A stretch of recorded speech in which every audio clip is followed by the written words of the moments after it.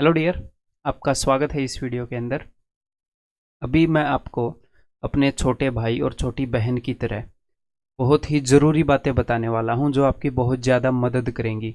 जो मैंने इतने सारे स्टूडेंट्स को पढ़ा कर उनकी हर एक की प्रॉब्लम्स समझ कर वो एग्ज़ाम में कैसे बिहेव करते हैं, कैसे इंसान बिहेव करता है किसी भी नर्वस सिचुएशन के, किसी भी ऐसी सिचुएशन के अंदर होता है जिसके अंदर वो नर्वस हो जाता है।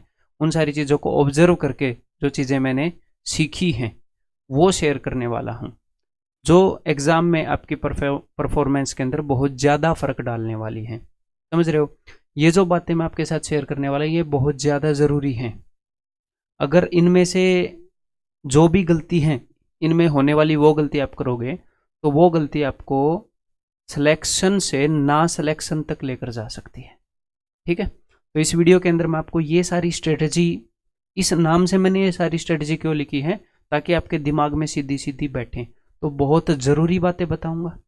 अगर मेरे को ये बातें बताने में ज़्यादा टाइम लग जाए तो मेरे भाई एक छोटा सा काम कर लीजिएगा, वीडियो की स्पीड को बढ़ा लीजिएगा। मैं शांति से बताना चाहता हूँ। भले ही आपका एग्ज़ाम पास है बट बातें बहुत ही ज़्यादा ज़रूरी हैं। ठीक है? तो बिना टाइम वेस्ट किए स्टार्ट करते हैं। और बस एक छोटी सी बात और बता दूं कि आपका कल अगर एग्ज़ाम है तो हम एग्ज़ाम की एनालिसिस करने वाले हैं, तो उसके लिए हमें आपका सपोर्ट चाहिएगा। आप ही तो क्वेश्चन भेजेंगे, तो हमें व्हाट्सएप कर दीजिएगा अपने क्वेश्चंस इस नंबर के ऊपर। पेपर पर क्वेश्चन लिखिएगा, उनकी फ़ोटो क्लिक करिएगा और यहाँ पर व्हाट्सएप कर दीजिएगा आपका एग्ज़ाम जिस भी शिफ्ट में है। देन नंबर 2, टेलीग्राम ग्रुप हमारा ज्वाइन कर लीजिएगा। वहाँ पर आपके एग्ज़ाम से रिलेटेड कई इंपॉर्टेंट पीडीएफ्स पहले ही पड़ी हैं और आगे भी वहाँ पर आती रहेंगी। देन नंबर 3, इस वीडियो के डिस्क्रिप्शन में इस टेलीग्राम चैनल का लिंक भी इस वीडियो के डिस्क्रिप्शन में मिलेगा। नंबर 3, इस वीडियो के डिस्क्रिप्शन में गूगल फॉर्म का लिंक है। ठीक है? तो वो भी आप भर दीजिएगा ताकि हम एनालिसिस के लिए आप तक पहुंच पाएँ। ठीक है? तो अब चलिए, अब हम अपनी स्ट्रेटजी को शुरू करते हैं। तो सबसे पहली स्ट्रेटजी है पत्थर स्ट्रेटजी। पत्थर स्ट्रेटजी का क्या मतलब है? आप इमेजिन करिए, अब मैं आपको एक एक करके ये सारी बातें समझाऊंगा। इमेजिन करिए कि आपके सामने बहुत सारे पत्थर पड़े हैं, अलग अलग साइज के पत्थर पड़े हैं। कोई पत्थर भाई साहब 50 ग्राम का है, कोई पत्थर 5 किलो का है, कोई पत्थर 100 ग्राम का है, कोई पत्थर 10 ग्राम का है। अलग अलग वजन के पत्थर पड़े हैं। और कोई पत्थर ऐसा भी है जो 20 किलो का है, और हो सकता है एक आधा पत्थर ऐसा भी हो जो 50 किलो का है। ठीक है? बहुत सारे अलग अलग साइज के पत्थर पड़े हैं, ऐसे बहुत छोटे छोटे भी हैं और बहुत बड़े बड़े भी हैं। और अगर मैं आपको ये बोलूं कि आपके सामने 100 पत्थर पड़े हैं, 100 पत्थर, और मैं आपको ये बोलूं कि आपके पास 1 घंटा है, आपने करना क्या है? हर पत्थर की कीमत जो है वो 1 लाख रुपए, मान लो 1 लाख रुपए है हर एक पत्थर की। पत्थर में कितना भी वजन हो उसकी कीमत पर फर्क नहीं पड़ रहा, हर एक पत्थर की कीमत जो है वो 1 लाख रुपए है। तो मैं आपको ये बोलूँ, आपके पास 1 घंटा है, इनमें से जितने भी पत्थर आपके सामने ये बिखरे पड़े हैं, बहुत ज़्यादा बड़े एरिया के अंदर बिखरे पड़े हैं, जितने भी पत्थर आप इकट्ठे कर पाओ उतने इकट्ठे कर लो और उन्हें मार्केट में बेच देना। तो मेरे को एक बात बताओ कि आप कौन से पत्थर सबसे पहले इकट्ठे करेंगे? आपके पास 100 पत्थर हैं, सारे साइजेज में पत्थर अवेलेबल हैं। आप जितने भी पत्थर उठाकर अपनी गाड़ी के अंदर रख पाए हैं उतने ही पत्थर आपके।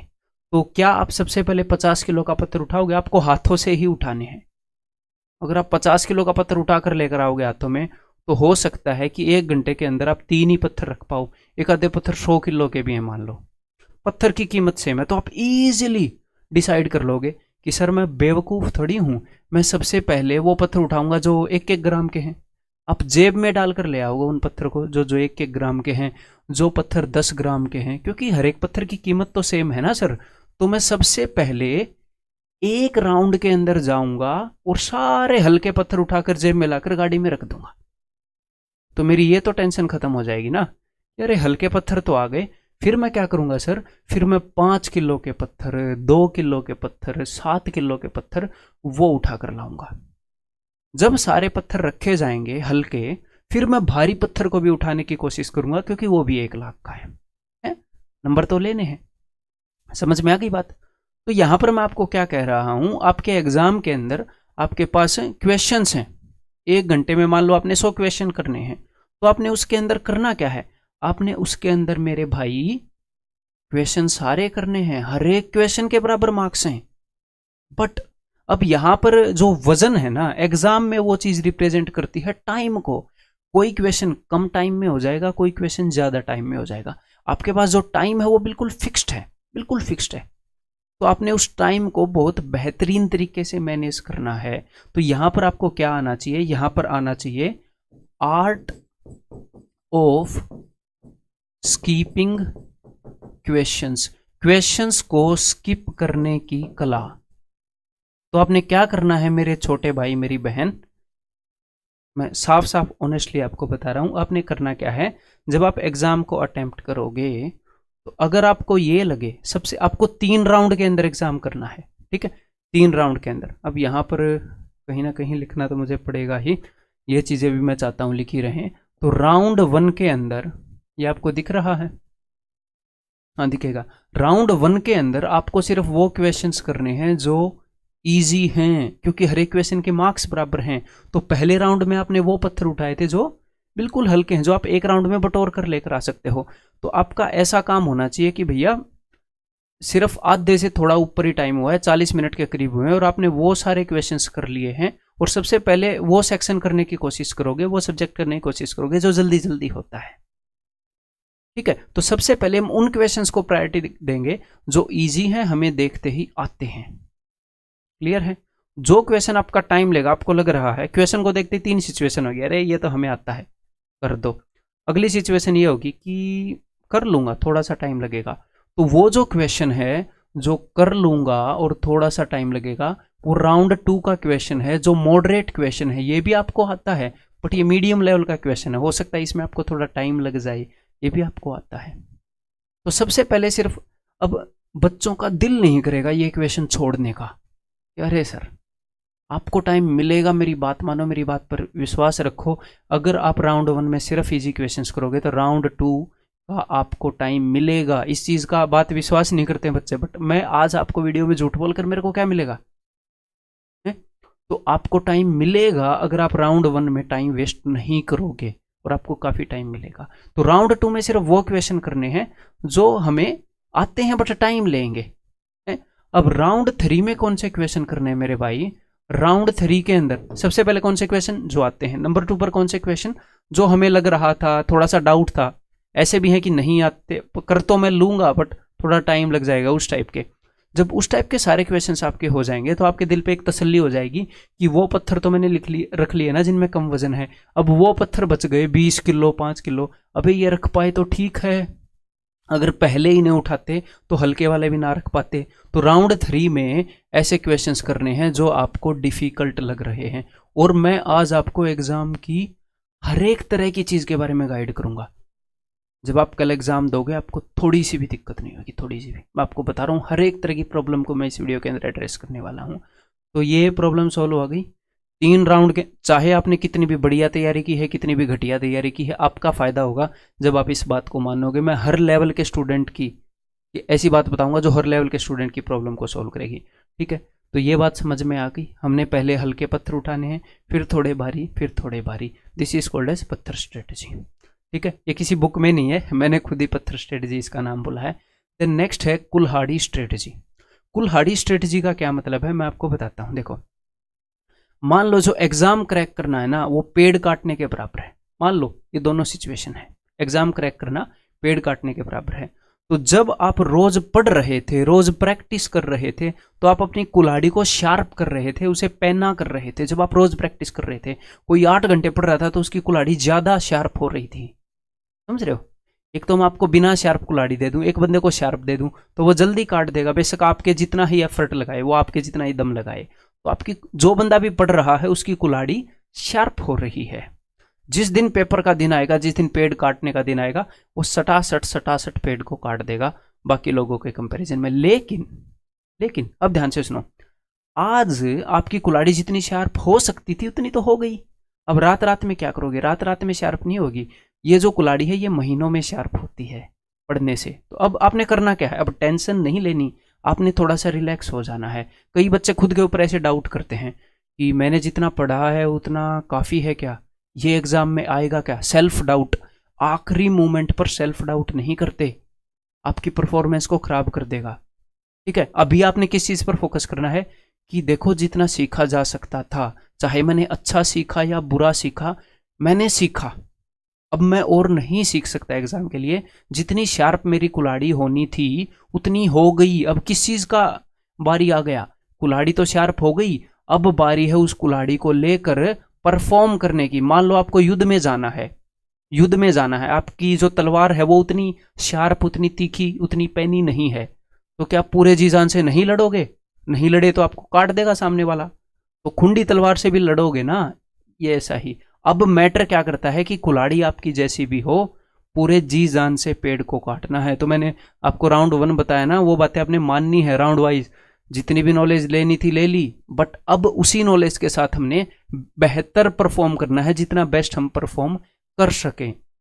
ठीक है, बहुत सारे बच्चे मैंने ऐसे देखे हैं जिनके मॉक टेस्ट में काफ़ी कम मार्क्स आते हैं, एग्जाम में काफ़ी अच्छे मार्क्स आते हैं। बहुत सारे स्टूडेंट ऐसे देखे हैं जिनके मॉक टेस्ट में काफ़ी ज़्यादा मार्क्स आते हैं, एग्जाम में नर्वसनेस के कारण बेचारे परफॉर्म नहीं कर पाते। तो आपको क्या करना है, आप बेहतर परफॉर्म कर सकते हो जैसी भी आपकी नॉलेज है। ठीक है, हम अपने आप को कैसे हैंडल करते हैं इसके ऊपर भी हमारी परफॉर्मेंस डिपेंड करती है। समझ गए? अब आगे बढ़े, समझ में आ गई ना? कुल्हाड़ी उतनी शार्प हो गई जितनी होनी थी, अब परफॉर्म करना है भैया। अब वहां पर पूरा ध्यान परफॉर्म करने पर रखना है इन बातों। अब तीसरी स्ट्रेटजी है फौजी या फिर सिपाही की स्ट्रेटजी। अब स्टूडेंट गलती क्या करते हैं वो मैं आपको बताता हूं, ध्यान से सुनो। मान लो एग्जाम में एक क्वेश्चन है, मैथ के क्वेश्चन का ही एग्जाम्पल ले लेता हूं। एग्जाम के अंदर एक मैथ्स का क्वेश्चन है जो आप नॉर्मली घर पर होते तो 25 सेकंड के अंदर करते हैं। घर पर हम थोड़े से नर्वस नहीं होते हैं ना, नर्वस हम नहीं होते, तो आप घर में करते तो आप उसे 25 सेकंड में करते हैं। जब आप इसे एग्जाम में करोगे तो मैं आपको एक बात बताऊं, नॉर्मली आपसे 30 सेकंड लगेंगे। कई बच्चे सोचते हैं सर इस क्वेश्चन को मैं घर में तो ऐसे उड़ा देता था, एग्जाम में आप थोड़े नर्वस होते हो, मतलब ये कोई फैक्ट नहीं है, हो सकता है आप 25 सेकंड में भी कर दो, बट नॉर्मली मैं बातें कर रहा हूं, बातों को समझने की कोशिश करिएगा यहाँ पर। ठीक है, तो नॉर्मली एग्जाम में एक बंदा उस क्वेश्चन को 30 सेकंड में करेगा, थोड़ा सा वो ध्यान से भी उसको करेगा। लेकिन कई बार जब बंदों को, आजकल का माहौल ऐसा है कि जब बंदों को ऑनलाइन पढ़ाया भी जाता है तो उनके आगे टाइमर लगा दिया जाता है, 30 सेकंड में करिए क्वेश्चन को, 30 सेकंड में करिए क्वेश्चन को। उनके मन में हड़बड़ाहट सी रहती है। जब एग्जाम में कई बच्चे क्वेश्चन को करते हैं तो अपने मन में हड़बड़ाहट को जगा कर रखते हैं कि जल्दी करना है, जल्दी करना है, ऐसे नर्वस रहते हैं। वो जो क्वेश्चन 30 सेकंड में होने का है, उस क्वेश्चन को वो बंदे ये सोचते हैं कि मैं 20 सेकंड में कर दूं। लोग बंदों को ये बताकर भेजते हैं स्टूडेंट्स को कि अरे तुम 20 सेकंड में नहीं करोगे तो तुम्हारे साथ वाला कर देगा, ये कॉम्पिटिटिव एग्जाम है, कट थ्रोट कॉम्पिटिशन है। लेकिन मैं आपको एक बात बताऊं, अब ध्यान से सुनो। अगर एक क्वेश्चन जो आपकी कैपेबिलिटी है 30 सेकंड में करने की, उसको आप 20 सेकंड में करने की सोचोगे तो होगा क्या, वो फर्स्ट राउंड में गलत हो जाएगा। फर्स्ट राउंड मतलब कि जब आप उस क्वेश्चन को पढ़ोगे, करने की कोशिश करोगे फर्स्ट अटेम्प्ट में, जब आप उस क्वेश्चन को पहली बार अटेम्प्ट करोगे तो वो हो जाएगा गलत, क्योंकि आपने थोड़ी सी मतलब कैलकुलेशन में गलती हो जाती है। ये मैं आम बात बता रहा हूँ जो एक्चुअल में होती है स्टूडेंट के साथ। जो क्वेश्चन उनको आता है उसका भी आंसर मैच नहीं करता। कई बार एक्सपीरियंस किया है, जो क्वेश्चन आपको आता था, आसान था, छोटी सी गलती हो गई, आंसर मैच नहीं किया। क्यों नहीं किया? आपको तो आता था, इजी क्वेश्चन था, क्योंकि जरूरत से ज्यादा जल्दी कर दी, फर्स्ट अटेम्प्ट में गलत कर दिया। टाइम कितना इन्वेस्ट कर दिया? 20 सेकंड। अब क्वेश्चन बहुत इजी है, मान लो सिंप्लीफिकेशन का क्वेश्चन है, बोर्ड मास का क्वेश्चन है, वो भी गलत होते हैं कि नहीं कई बार आपसे जल्दबाजी में। फिर आप क्या करोगे, आपके हाथ पैर थोड़े से फूलेंगे, आप सेकंड अटेम्प्ट दोगे। अब की बार आप सेकंड अटेम्प्ट जल्दबाजी में दोगे कि यार पहले ही टाइम वेस्ट हो गया तो चलो मैं जल्दी से सेकंड अटेम्प्ट कर लेता हूं। अगर जल्दबाजी से क्वेश्चन को किया वो फिर गलत। क्वेश्चन इजी है, आपका छोड़कर जाने का मन नहीं करेगा, ये बात मैं जानता हूं बच्चों की, आपका मन नहीं करेगा छोड़कर जाने का, आपको दिख रहा है कि नंबर मिलेंगे, मेरे को ये आता है। आप तीसरी बार फिर अटेम्प्ट दोगे, लेकिन अब की बार आप क्या करोगे, अब आप बात समझ चुके हो कि भैया जल्दबाजी की, अब आप बहुत ज्यादा चौकन्ने हो जाओगे। अब की बार आप ठीक कर दोगे क्वेश्चन को, क्योंकि इजी था, आपको आता है। और अब की बार आप ले रहे हो 30 सेकंड की, यार कहां पर गलती हो रही है, आराम आराम से। अब एक दूसरा स्टूडेंट था, ये तो एक स्टूडेंट है इसके अलावा एक और स्टूडेंट है, उस स्टूडेंट ने क्या किया, उसने फर्स्ट अटेम्प्ट के अंदर ही ये क्वेश्चन नॉर्मली वो 30 सेकंड में करता, बट एग्जाम के अंदर उसने 35 सेकंड में किया। वो ज्यादा केयरफुल था थोड़ा सा, वो हड़बड़ाया नहीं, वो काम होकर कर रहा था। तो यहां पर मैं कहना क्या चाह रहा हूं कि क्वेश्चंस को फर्स्ट गो में करना है, पहली बार में क्वेश्चंस को करना है, भले ही टाइम थोड़ा सा ज्यादा लग जाए। जो क्वेश्चन आपको आता है उसमें आप अलर्ट रहो, समझ रहे हो, उसमें अलर्ट रहो। लाइटली किसी भी क्वेश्चन को नहीं लेना, बेशक से इजी हो, मॉडरेट हो, डिफिकल्ट हो, क्वेश्चन पहली बार में होना चाहिए दोस्त। तो आप ऐसे मत हड़बड़ाना कि टाइम कम पड़ जाएगा, फर्स्ट गो में क्वेश्चन होना चाहिए। यहां पर इस बंदे ने 70 सेकंड लगा लिए, इसे पता भी नहीं चलेगा कि मैंने कब 70 सेकंड लगा दिए। इसने 35 लगा दिए, ये 2 क्वेश्चन कर देगा, इसका दिमाग खराब होगा वो अलग, पता नहीं आज क्वेश्चन नहीं निकल रहे। कई बार स्टूडेंट बोलते सर उस दिन क्वेश्चन ही नहीं निकल रहे थे, क्योंकि आपने अपनी मेंटल स्टेट वैसी बना ली थी, अपने दिमाग की अवस्था वैसी कर ली थी आपने। तो इस स्ट्रेटजी का नाम मैंने क्या दिया है, इस स्ट्रेटजी का नाम मैंने दिया है फौजी सिपाही की स्ट्रेटजी। अगर सिपाही बॉर्डर पर गलती करेगा, मान लो लड़ाई है और सिपाही बॉर्डर पर गलती करेगा, तो गोली लग जाएगी उसे बिल्कुल चौकन्ना रहना है, उसे पहले अटेम्प्ट में ही ठीक काम करना है। अगर उसने पहले अटेम्प्ट में ठीक काम नहीं किया तो उसे दूसरा मौका नहीं मिलेगा, उसे गोली लग जाएगी, उसकी जान की बात है। तो हमें काम क्या करना है, क्वेश्चन को अगर हमें आता है तो वो पहले अटेम्प्ट में ठीक होना चाहिए, शांति से करो, थोड़ा सा टाइम ज्यादा लग जाएगा कोई दिक्कत नहीं है, क्वेश्चन ठीक होना चाहिए जो हमें आता है। हड़बड़ाहट में करोगे गलती हो जाएगी, टाइम ज्यादा इन्वेस्ट हो जाएगा, और टाइम कीमती है वहां पर।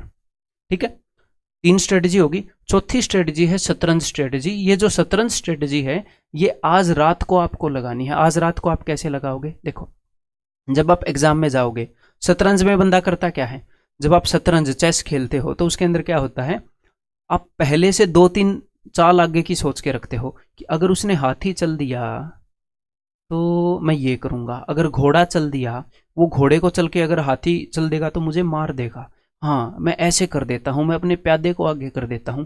2-3 चाल आगे की सोचते हो, मतलब हम आगे का विजुलाइज करते हैं। चाणक्य भी आगे का विजुलाइज करते थे, विजनरी बोलते हैं जो लोग आगे का देख लेते हैं, हैं?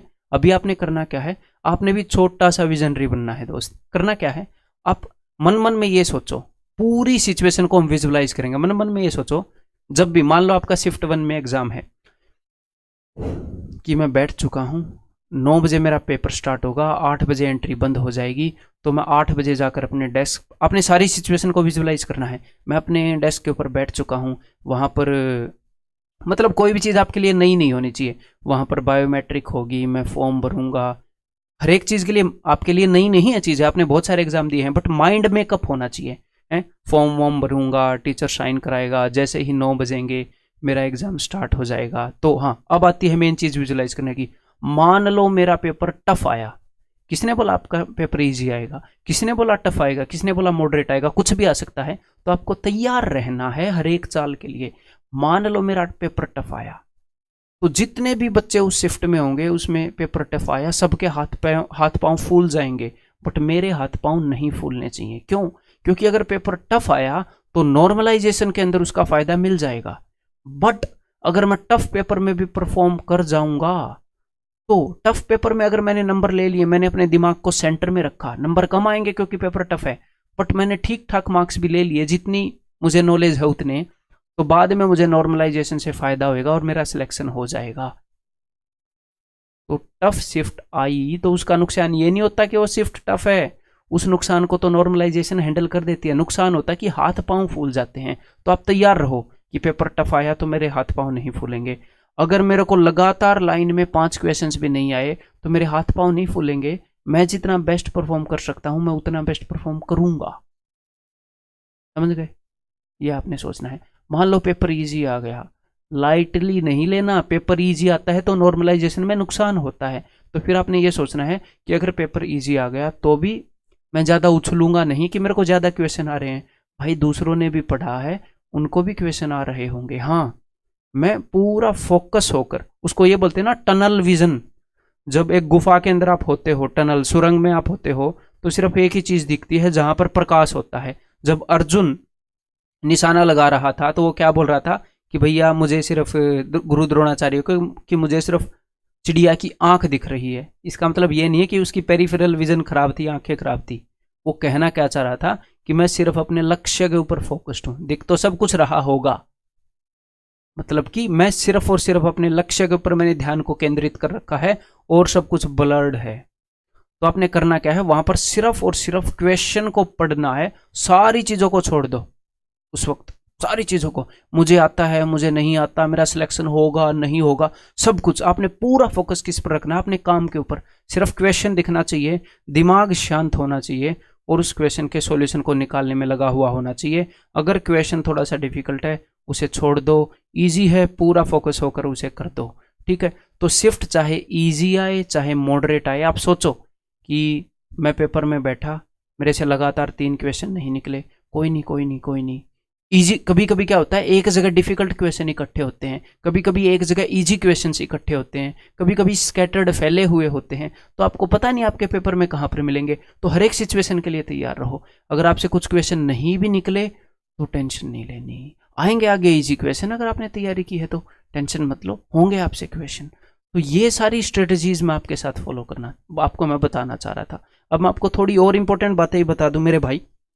मेरा फर्ज है मोस्ट प्रोबेबली जितने भी लोग पेपर दे रहे हैं मेरे से छोटे होंगे, छोटे भाई बहन की तरह हैं, तो मेरी बात को सुनो ध्यान से। नंबर 1 बात, आप अगर सबसे पहली शिफ्ट में पेपर है तो अभी आप सो जाइए, हैं, टाइमली सोकर जल्दी उठिए। और हाँ, थोड़ा सा सेंटर पर जल्दी जाने की कोशिश करो, थोड़ा सा ज़्यादा जल्दी जाने की कोशिश करो, क्योंकि हर बार मैंने देखा है सेंटर पर कुछ स्टूडेंट ऐसे होते हैं जिनकी एंट्री नहीं होती और आपका भी नंबर उनमें हो सकता है अगर आप लेट हुए तो। ये मत सोचना हमेशा दूसरे होंगे जिनकी एंट्री नहीं होगी, है ना, आपका भी नंबर हो सकता है, ठीक है। तो जल्दी टाइमली थोड़ा जाना, जो भी आपकी शिफ्ट है, इन चीज़ों का ध्यान रखना। हम केयरलेस हो जाते हैं थोड़े, जा रहे पहुँच जाएंगे, हैं, ऐसा एटीट्यूड नहीं दिखाना, बिल्कुल भी नहीं दिखाना, आपकी लाइफ का सवाल है यार।